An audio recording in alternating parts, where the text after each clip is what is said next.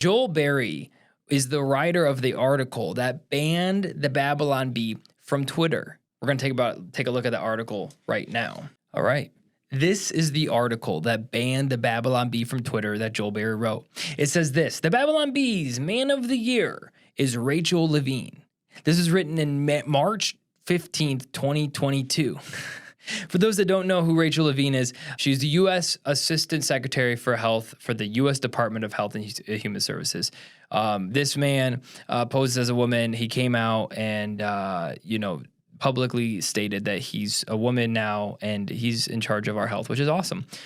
So as a joke, because the Babylon Bee, for those that don't know, is a satire news organization. They wrote this article because every year they give like a Person of the Year award or whatever. And actually Rachel Levine had just won Woman of the Year on some magazine. And so they thought it'd be funny just to say this is the Man of the Year. Just some throwaway joke. They didn't think anything of it. Well, Twitter did not like this. This is back before Elon Musk bought Twitter, mind you. So Elon bans the Babylon Bee from Twitter as a result and gave them an ultimatum. And they said, hey, we are going to let you come back to Twitter if you take this post down.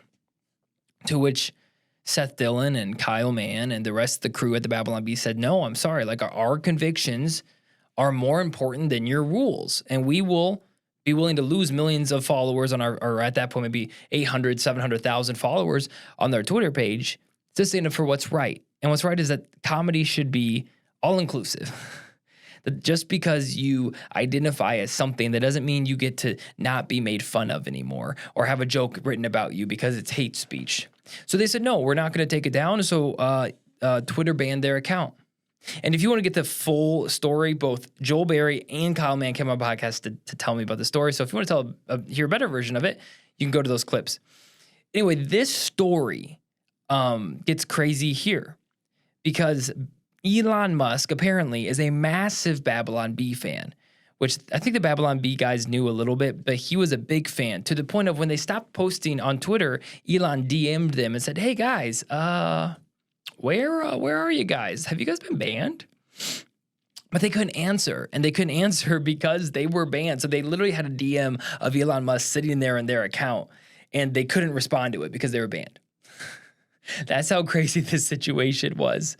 Long story short, Elon Musk calls the Bee. In that conversation, he says, hey guys, I wonder if I should just buy Twitter. And next thing you know, a couple days later, Elon announced he's interested in buying Twitter, and the rest is history. That story, when Joel Berry told it on my podcast, went absolutely viral. Where Elon Musk bought Twitter, the Babylon Bee was kicked off Twitter. They were banned from Twitter, the Babylon Bee account. Yeah. And I heard a rumor that you were the person who wrote the article that sparked that whole saga that eventually potentially sparked, the whole Elon buying Twitter and that whole thing. Yes. Like walk me through, if you won't mind sharing with our guests that story, because Rachel Levine, who is the assistant HHS secretary for the Biden administration, who is a biological man who dresses as a woman, had been named by USA Today as the Woman of the Year, which is just funny by itself. Right. Like, right. Right. Woman of the Year, a dude. Okay. And I was like, okay. So this thing had just happened with USA Today. We started kicking around ideas to make fun of it, and I was like, well, let's give Rachel Levine our own award, because sometimes we do that. Every year we give Donald Trump our Christian of the Year award, and so like we do these fake awards sometimes. So I was like, let's have a Man of the Year award, and let's make Rachel Levine our Man of the Year. Yeah, and so I wrote the headline and the article for it, put it out there. And Kyle Mann texted me right after it went up. And he's like, dude, I think you're going to get us kicked off of Twitter. Like, this is like, Twitter was really, at that point, was really like on the misgendering stuff at that time.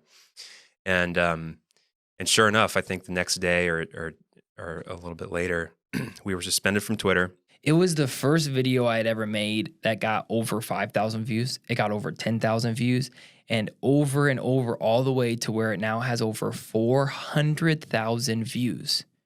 That 10-minute story that Joel told on my podcast.